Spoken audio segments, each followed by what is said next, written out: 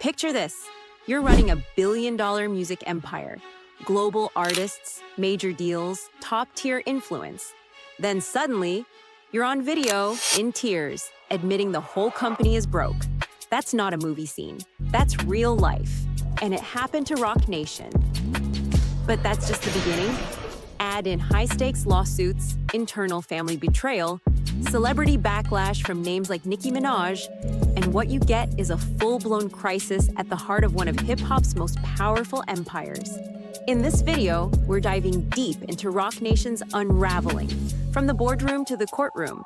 Jay-Z, Desiree Perez, lawsuits worth millions, and a shocking family feud playing out on social media. Is Roc Nation falling apart? Or are we witnessing a calculated transformation under fire? Stick around, because what we uncovered will completely change the way you see this story. Let's start with the moment that shook the internet to its core. A leaked video of Roc Nation CEO Desiree Perez emotionally breaking down. This wasn't a PR stunt. This was raw, real, and powerful. These weren't just words. They were a confession. A powerful executive who once stood beside the likes of Jay-Z and Meek Mill during criminal justice reform summits, now confessing that the empire is running on empty. Fans immediately took to social media asking, is Roc Nation going bankrupt? Where's the money gone? And most importantly, what does this mean for Jay-Z's legacy? Let's get into the legal whirlwind surrounding Jay-Z. First, the defamation case filed against Tony Busby, the Texas lawyer representing a woman accusing Jay-Z of rape. Jay-Z claimed it was extortion masked as legal action, but the California court, they weren't buying it. Case 1, Jay-Z versus Tony Busby filed, California. Accusation, extortion, and defamation. Status, dismissed by the judge. Jay-Z's response, plans to appeal. Just days later, Jay-Z filed another lawsuit in Alabama, a defamation countersuit against the original accuser and her legal team. Case 2, Jay-Z versus accuser, Alabama, filed, federal court, Alabama. Allegation, false accusations led to $20 million in business losses. Impact, allegedly damaged Roc Nation's credibility and business deals. One case down, another opened. It's a legal tug-of-war that's far from over. Now here's where it gets even messier. The original civil lawsuit accusing both Jay-Z and Sean Diddy Combs of rape, it was voluntarily dismissed by the accuser with prejudice. That means it can't be refiled. Still, the damage had already been done. Headlines were everywhere. Rumors were flying. Corporate sponsors reportedly backed off. And Jay-Z claims Roc Nation was denied a $115 million line of credit, largely due to reputational fallout. When a billion-dollar empire can't secure financing, that's not just bad PR. That's an institutional red flag.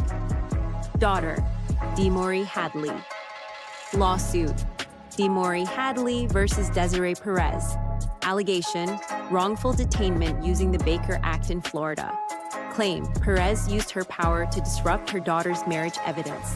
Social media posts, hospitalizations, and reported abuse of legal systems. This isn't tabloid gossip. This is a serious civil suit with far-reaching implications for Roc Nation's leadership. Nicki Minaj, though never signed to Roc Nation, made it clear whose side she's on.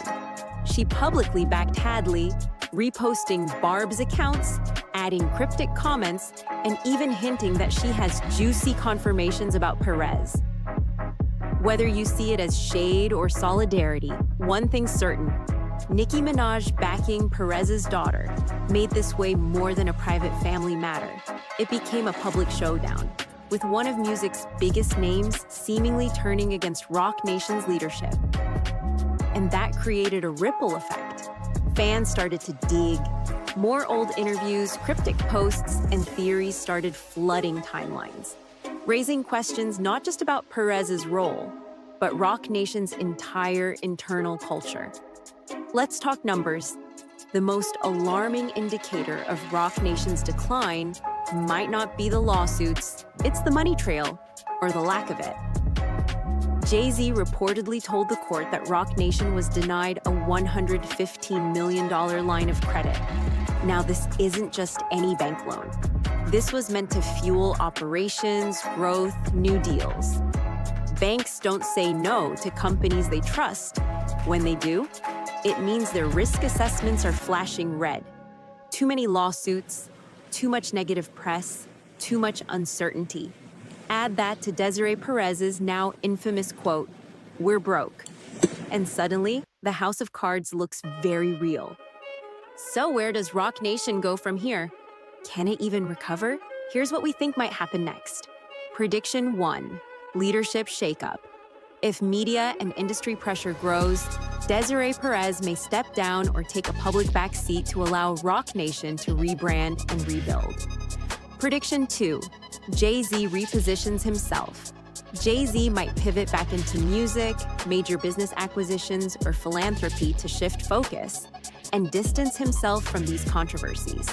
Prediction 3, PR and damage control. Expect exclusive interviews, a Netflix documentary, or a high-profile Roc Nation win to redirect the narrative and rebuild public trust. Prediction 4, legal resolutions continue. More appeals, more counters, maybe even settlements. All part of clearing the slate legally before Roc Nation can thrive again. This story isn't just about a company or its CEO. It's about how fame, power, and pressure can collide, and how quickly the tides can turn. Jay-Z once rapped, "I'm not a businessman, I'm a businessman." But even the strongest brands can bleed. And Roc Nation? Right now, it's bleeding in public. What do you think? Is Roc Nation done for? Should Desiree Perez step down? Can Jay-Z weather this legal storm and bring his empire back from the brink?